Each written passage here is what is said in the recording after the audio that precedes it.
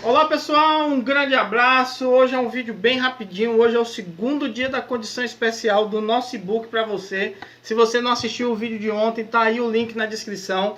Estamos lançando o nosso e-book Planejamento para uma Criação de Galinhas Caipiras Comerciais. É nosso primeiro livro, nossa primeira publicação. A gente está muito feliz. A gente vai falar hoje dos nossos 3 primeiros capítulos.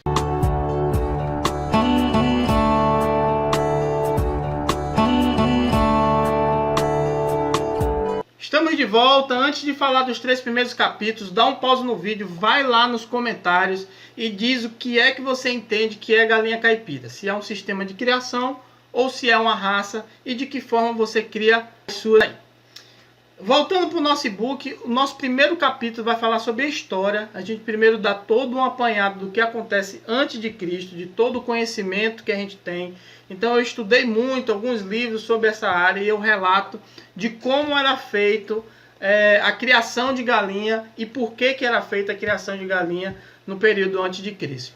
Principalmente na época dos egípcios, toda aquela construção de pirâmides, toda aquela engenharia que existia na criação de cidades. Foi a primeira grande metrópole que surgiu, que se tem história de que se surgiu, e precisava alimentar esses trabalhadores, esses escravos, esses soldados, né, que também protegiam a cidade, e a grande fonte de proteína era a galinha. Então eles conseguiam fazer um sistema que conseguia criar as galinhas, né, separar as matrizes e reprodutores, conseguir gerar ovos. Ovos sim eram um grande alimento nessa época, né, fácil, rápido, barato, que conseguia se distribuir, alimentar bem todo mundo, mas também eram separados uma quantidade de ovos para gerar pintinhos, e esse pintinho uma nova criação, tanto para abate como para gerar novas matrizes e novos reprodutores. A gente aborda tudo sobre isso nesse livro e nesse nosso primeiro capítulo.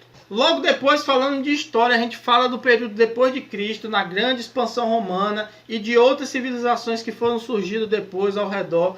O ovo continuou sendo um grande alimento, e a produção de galinha cada vez mais aumentando, porque a população vai aumentando e a necessidade de proteína era constante. Continuando no capítulo de história, a gente fala do período moderno, de que forma a hibridização deu um ar industrial à galinha, de que forma se pensava a galinha agora no período industrial em relação tanto a fornecimento de ovo como a fornecimento de carne.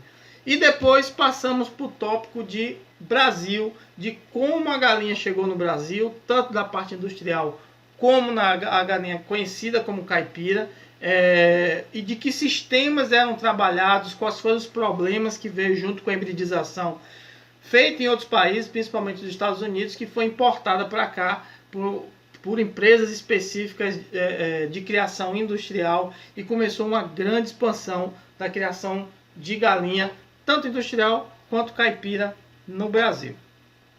Esse conhecimento histórico é importante para você se situar, saber de que forma era feito e de que forma pode ser feito hoje, o que é que você pode introduzir na sua criação ou não.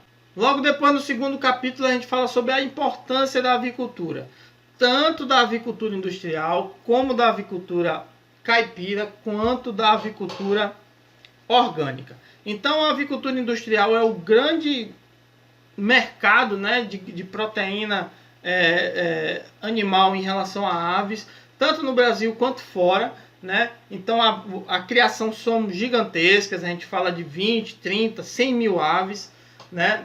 Tem produtores aí que exportam para o mundo inteiro, principalmente para a China, para o mundo árabe. Então a gente tem grandes produtores dessa área industrial, e realmente é o que abastece todo o Brasil em relação a aves, é o sistema industrial. Normalmente com a ave Kobe, a gente se aprofunda muito mais nisso no nosso e-book.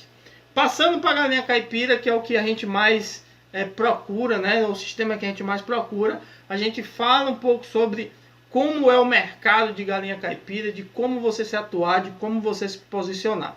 E depois a gente fala sobre a avicultura orgânica. Muita gente acha que orgânica é só criar galinha solta, e na verdade não é. A gente dá um apanhado geral sobre certificadoras, como você se posicionar no mercado e de que forma você entra no mercado de orgânico. Nosso terceiro capítulo é para a gente desmistificar de vez algumas coisas sobre a galinha caipira. A gente segue a linha de pensamento que a galinha caipira é um sistema de criação. Então, nesse sistema de criação, você vai criar algumas raças, algumas linhagens que elas vão se tornar caipira.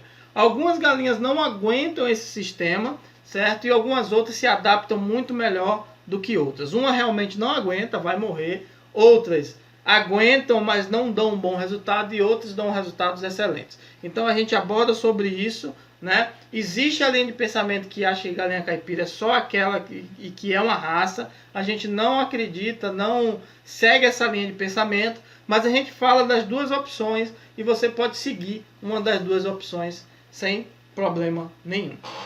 Lembrando, deixe seu comentário. A gente falou sobre os 3 primeiros capítulos do nosso e-book, do nosso livro, que futuramente vai sair impresso também, se você quiser. Esses 3 primeiros capítulos a gente falou no segundo dia, que está com uma condição especial de pagamento para você, que você vai ver aí na descrição do vídeo. Esse e-book, depois desses 7 dias, depois de sábado que vem, vai ser comercializado por R$19,90, mas eu tenho uma condição especial para você que está nesse vídeo, aí embaixo na descrição do vídeo. Isso vale para você que está no Facebook, grupo e página, e nos grupos do WhatsApp. Um grande abraço, até amanhã.